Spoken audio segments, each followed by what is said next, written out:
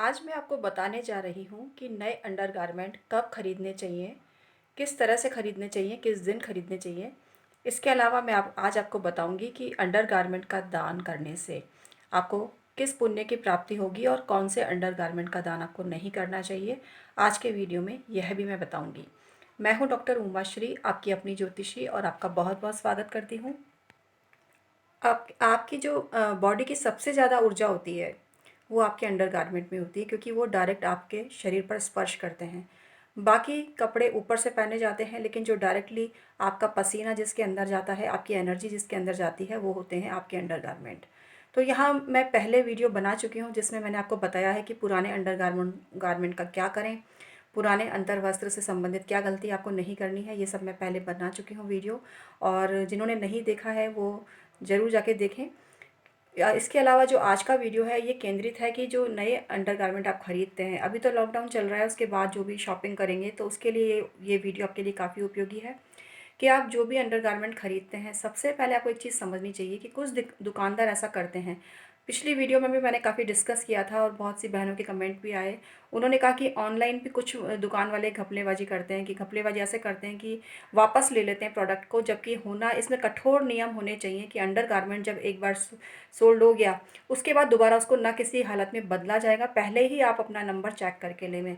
ये नियम बनना बहुत ज़्यादा ज़रूरी है। अभी जो स्वास्थ्य की इतनी बात हो रही है, साफ़ सफाई की इतनी बात हो रही है, आप ऐसे में सोचो कि अंडरगारमेंट किसी ने पैंटी पहनकर चेक कर ली, उसके बाद उसको छोटी बड़ी पड़ गई और उसने बदलवा ली तो क्या होगा, और वही चीज़ आपके पास आ गई तो क्या होगा। ये सोचने की बात है। ये कल्पना करने से ही घृणा आ जाती है मेरे मन में, तो बहुत ही घृणित भाव आ जाता है मेरे मन में कि वाकई में कोई ऐसा कैसे कर सकता है। क्योंकि अंडरगारमेंट हम लोग इतने बड़े हो गए, हमने आज तक कभी भी अपने घर में तो ये चीज़ बचपन से कभी नहीं देखी कि अंडरगारमेंट एक बार ले आए हों और फिर उसको बदलवा के दूसरे लाए हों। नहीं, अरे ये चीज़ तो नंबर आपको पता होना चाहिए, और इतनी मेजर मिस्टेक कैसे कर लेते हो और कैसे ले आते हो।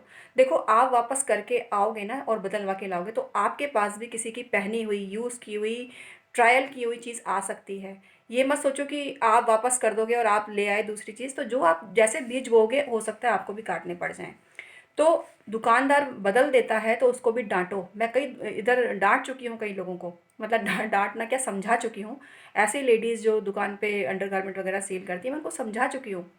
वो अक्सर कुछ औरतों को आश्वस्त करती हैं कि दीदी ले जाइए, छोटी बड़ी होगी तो बदल देंगे। तो मैं उनको समझाती हूँ हमेशा कि आपको अपना नंबर ध्यान रखना चाहिए, और ये ऐसी चीज़ है जिसको बदलना न सिर्फ मैं बेशर्मी मानती हूँ, बल्कि ये एक पाप है, अपराध है ये। तो आप करें क्या लेकिन? किसी के चेहरे पे तो नहीं लिखा हुआ कि वो आपको कैसा प्रोडक्ट दे रहा है, तो हम तो अपने बचने का ही रास्ता निकाल सकते हैं। तो सबसे पहला जो मैं आपको उपाय बता रही हूँ, टिप बता रही हूँ, वो आपके काफ़ी काम का है। आप जब भी अंडरगारमेंट खरीदें, आप पूरा सेट खरीदें, एक साथ खरीदें, 1-2 ऐसे करके नहीं खरीदें। जैसे कि 3 का पैकेट या 6 का पैकेट आता है होलसेल वालों के यहाँ पे, वहाँ आप वो चीज़ खरीदें आप अपने नंबर के हिसाब से। उससे आपको ये फ़ायदा होगा कि वो चीज़ पैक्ड है तो उसके कम चांसेस हैं कि उसमें कुछ घपलेबाज़ी की होगी और वो बदला हुआ होगा। ये सबसे सेफ़ तरीका मुझे लगता है। क्वांटिटी में ज़्यादा ले आइए, और या फिर ऐसे बड़े बड़े कोई मॉल हैं जहाँ पर वो लोग नहीं बदलते हैं, वहाँ से आप खरीदो।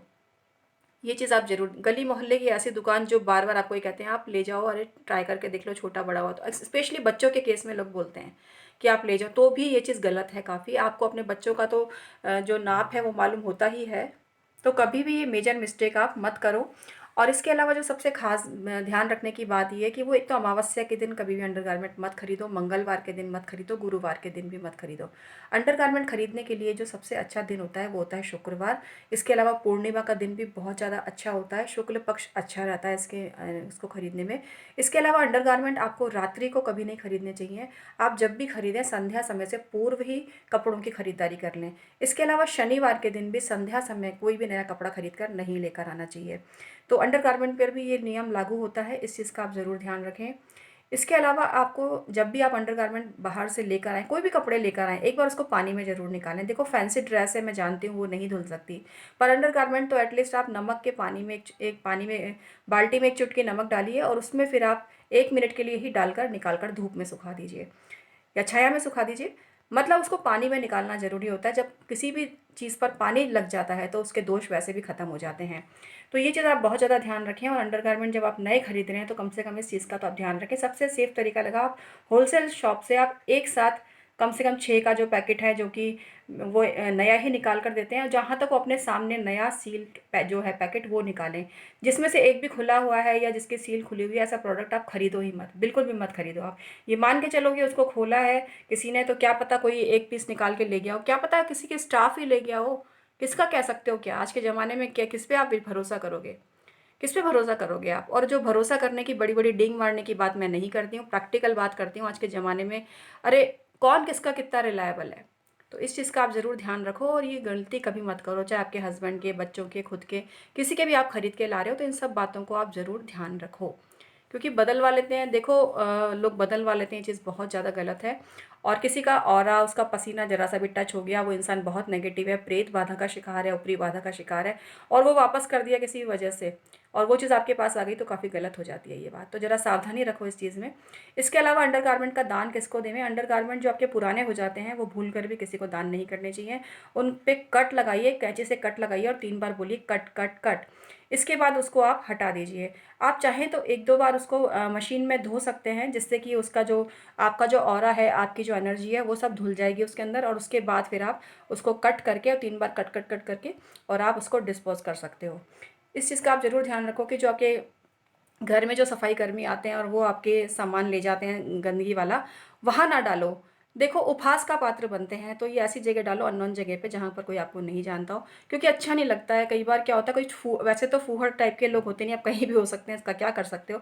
कोई भी बातें करके आपका मजाक बना सकता है, अरे उस घर की औरत है, उनको पता चल जाता है इस घर की औरत है, ऐसी ब्रा पहनती है, ऐसी पैंटी पहनती है, तो क्यों बताओ किसी को। अननोन जगह पे जब जो एक पब्लिक वाला जो डस्टबिन होता है ना बड़ा सा, उसमें डाल दो, किसी को पता भी नहीं चलेगा किसका है, किसने डाला है। तो कोई तांत्रिक प्रयोग का डर भी नहीं रहता है, और वैसे भी आप कट कट कट कर दोगे तो इसके चांसेस काफ़ी कम हो जाते हैं।